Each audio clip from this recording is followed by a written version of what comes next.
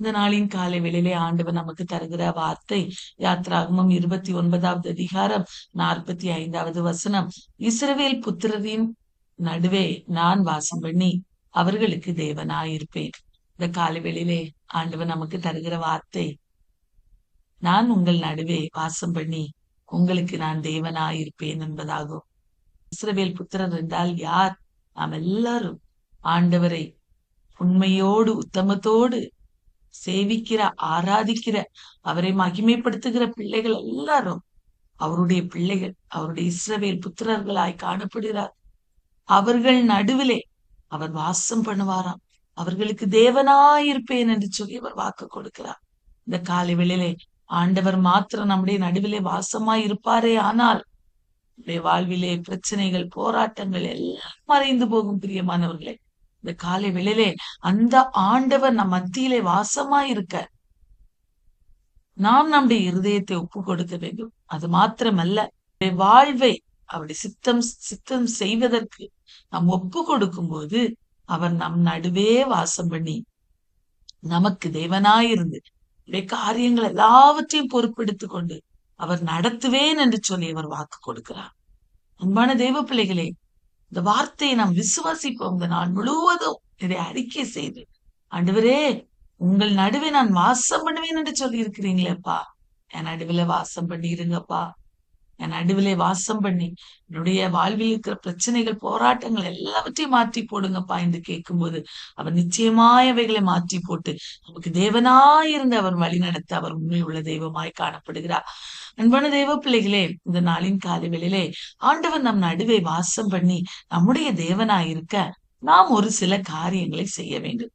அது என்னென்ன காரியங்கள் என்பதை குறித்து இந்த நாளிலே நாம் சுருக்கமாக தியானித்து விட்டு கடந்து செல்வோம். முதலாவதாக, தேவனுக்கான அர்ப்பணிப்பான ஒரு வாழ்க்கையை வாழ வேண்டும். நாம் ஏற்கனவே சொன்னது போல இந்த இருதயத்தை அவருடைய சமூகத்துல ஒப்பு கொடுத்து அவருக்காக நம்முடைய வாழ்வு, ஒரே ஒரு வாழ்வு, அந்த வாழ்வு என் ஆண்டவருக்காக மாத்திரமே என்று அர்ப்பணிப்போடு கூடிய ஒரு வாழ்க்கை வாழும்போது நிச்சயமாய் ஆண்டவர் நம் நடுவே அவர் வாசம் பண்ண விரும்புகிறவராயிருக்கிறார். நம் நடுவே வாசம் பண்ணி நம்முடைய தேவனாய் இருப்பாராம். அன்பான தெய்வ பிள்ளைகளே, தேவனுக்கான அர்ப்பணிப்பான வாழ்க்கை என்றால் என்ன என்று சொல்லி பார்க்கும்போது, தேவனுக்கு சேவை செய்யும் வாழ்க்கை. அன்பான தெய்வ பிள்ளைகளே, அந்த சேவை செய்கிறதான அந்த வாழ்க்கை சுத்தமும் அர்ப்பணிப்பும் கொண்டதாக காணப்பட வேண்டுமா? அப்படியானால் என்ன? யாத்ராகமம் 29வது அதிகாரத்தை நாம் எடுத்துக்கொள்வோம். அந்த 29வது அதிகாரம் இந்த நாளிலே நாம் வாசிக்க வேண்டிய வேத பகுதி. ஆண்டவர் மோசேக்கு என்னென்ன செய்ய வேண்டும், ஆசரிப்பு கூடாரத்தை எப்படி கட்ட வேண்டும், நான் அந்த ஆசரிப்பு கூடாரம் என்கிற அந்த வாசஸ்தலத்திலே நான் வந்து வாசம் பண்ணுவேன், அது எப்படிப்பட்டதா இருக்க வேண்டும் என்று சொல்லி ஒவ்வொரு நியமங்களையும், அதன் அளவு எப்படி இருக்க வேண்டும், அது எப்படியாய் செய்யப்பட வேண்டும் என்பதை திட்டமும் தெளிவுமாக அவர் போதிக்கிறார். எல்லாம் போதித்து முடிந்த பின்பு ஆரோன் ஆசாரிய ஊழியம் செய்யப்படும்படிக்கு அவன் பிரித்தெடுக்கப்படுகிறான். அவனை ஆண்டவர் பரிசுத்தப்படுத்த முடியாது அநேக காரியங்களை மோசையின் மூலமாய் சொல்லுகிறார்.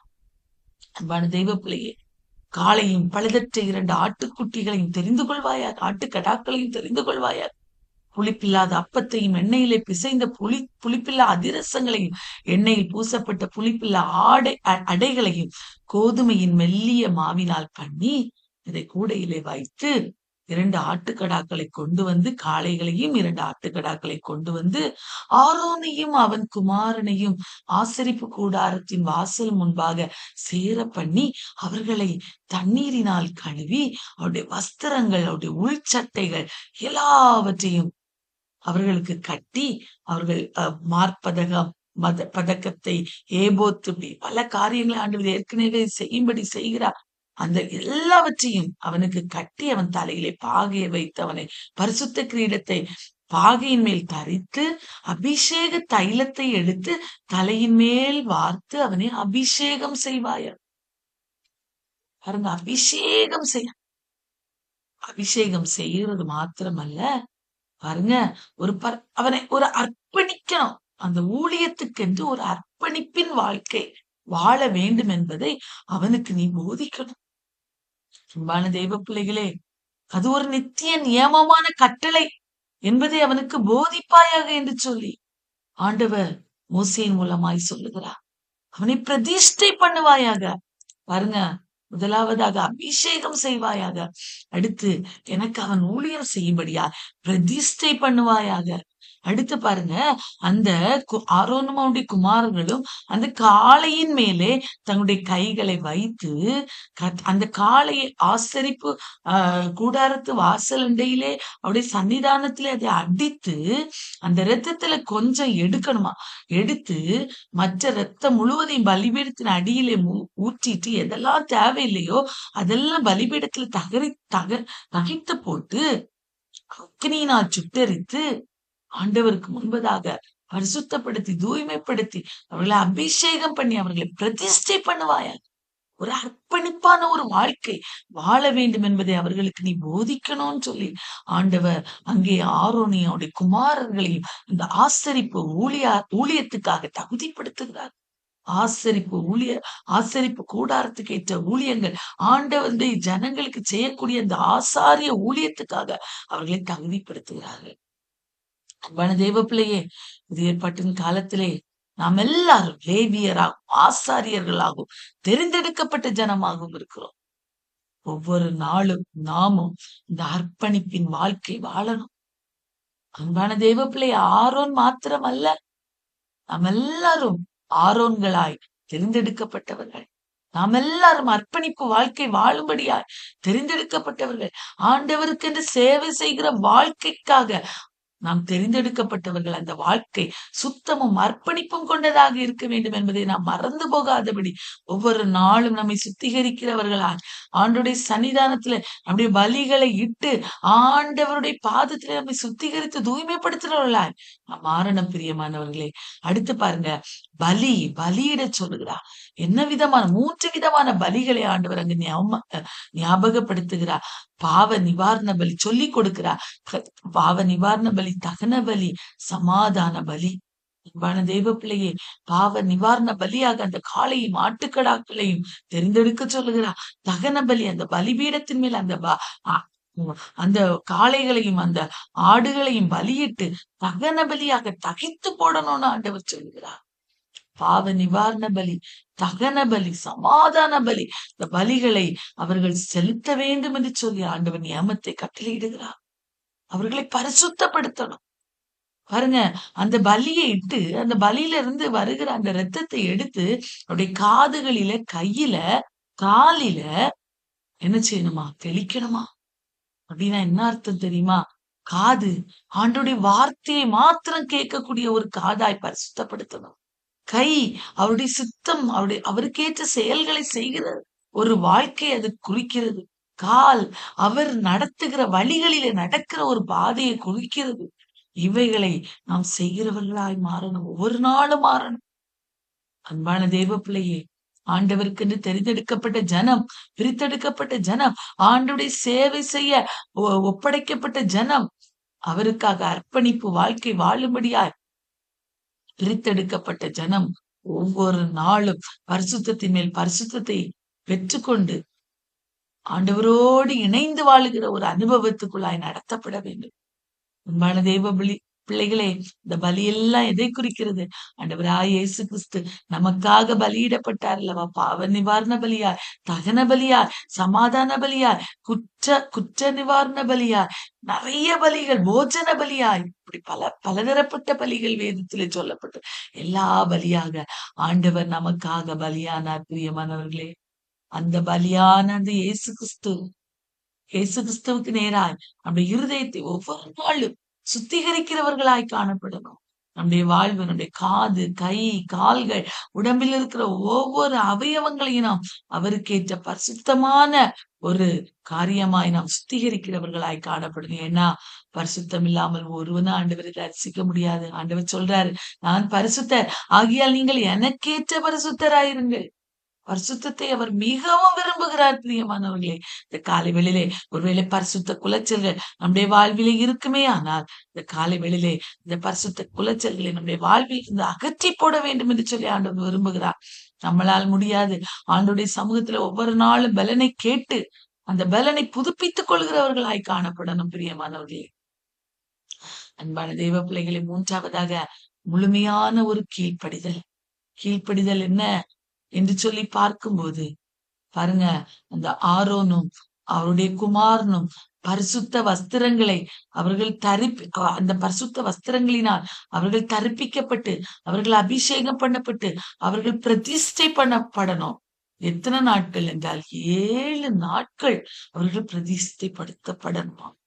7 நாட்கள் அந்த ஆடை, பரிசுத்தப்படுத்தப்பட்ட ஆடைகளை உடுத்தி கொள்ளணுமா. அப்படின்னா என்ன? வாரம் முழுவதும், எல்லா நாளும். வாரம் முழுவதும் என்றால் என்ன? எல்லா நாளும், 24/7, வாரத்தில் 7 நாட்கள், வருடத்திலே 365 நாட்களும் ஆண்டவருக்கு என்று பரிசுத்தமான வாழ்க்கை வாழுகிறவர்களாய் நாம் காணப்பட வேண்டும். இந்த காலை வேளையில இருக்கிறோமா? பாவத்தை செய்துவிட்டு நான் மன்னிப்பை ஆண்டவரிடத்துல கேட்டால் அவர் மன்னித்து விடுவார் என்று துணிகரமாய் பாவம் செய்கிறவர்களாய் இருக்கிறோமா? வனதேவ பிள்ளையே, இந்த காலை வேளையிலே ஆண்டவருடைய சமூகத்தில் நம்முடைய இருதயத்தை ஒப்பு கொடுக்க வேண்டும். ஆண்டவர் அதை விரும்புகிறார். பரிசுத்தமாய் மாறணும். இந்த இருதயம் அவருக்கு முழுமையாய் சுத்தமான ஒரு இருதயமாய் ஒப்பு கொடுக்கப்பட வேண்டும். எல்லா நாளும், எப்பொழுதும், எல்லா சூழ்நிலைமைகளிலும் அவருக்கேற்ற ஒரு பரிசுத்தம் நம்முடைய வாழ்விலே காணப்பட வேண்டும் என்று சொல்லி ஆண்டவர். நான்காவதாக, தினந்தோறும் ஆராதனை. அன்பான தெய்வ பிள்ளையே, தினந்தோறும் ஆராதனை 7 நாளளவும் பரிசுத்தப்படுத்தணும், பரிசுத்தப்படுத்தணும், தூய்மைப்படுத்தணும். ஆண்டவரோடு இணைந்து வாழுகிற வாழ்க்கை வாழணும். அடுத்து பாருங்க, பலிபீடத்தின் மேல் பலியிட வேண்டியது என்ன தெரியுமா? இடைவிடாமல் ஒவ்வொரு நாளிலும் ஒரு வயதான 2 ஆட்டுக்குட்டிகளை பலியிட வேண்டுமா. இடைவிடாமல் ஆண்டவருக்கு ஆராதனை. தேவ பிள்ளையை தினந்தோறும் ஆராதனை. ஒரு ஆட்டுக்குட்டியை காலையிலே, ஒரு ஆட்டுக்குட்டியை மாலையிலும் பலியிடுவாயாக. எப்பொழுதும் அவரோடு இணைந்து வாழுகிற வாழ்க்கை என் ஆண்டவர் அதை விரும்புகிறார். ஆண்டவர் நம்ம எல்லாரும் அவரோடு எப்பொழுதும் ஐக்கியத்துல இருக்கணுங்கிறத ஆண்டவர் விரும்புகிறார். தினந்தோறும் ஆராதனை, ஒவ்வொரு நாளும் ஆராதனை, ஒவ்வொரு நிமிடமும் ஆராதனை, ஒவ்வொரு மணி நேரமும் அவரோடு வாழ்கிற வாழ்க்கை. அப்படி வாழ விருப்பப்படுகிற பிள்ளைகளை தான் அவர் பரிசுத்தப்படுத்தி, தூய்மைப்படுத்தி அவருடைய பிள்ளைகளாய் அவர் மாற்றுவார்.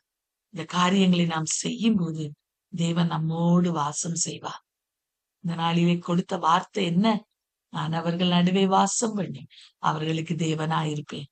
வாசம் பண்ணணும்னா அர்ப்பணிப்பின் வாழ்க்கை, பலியிடுகிறதுக்கான அவசியம் நமக்கு தெரிந்திருக்க வேண்டும்.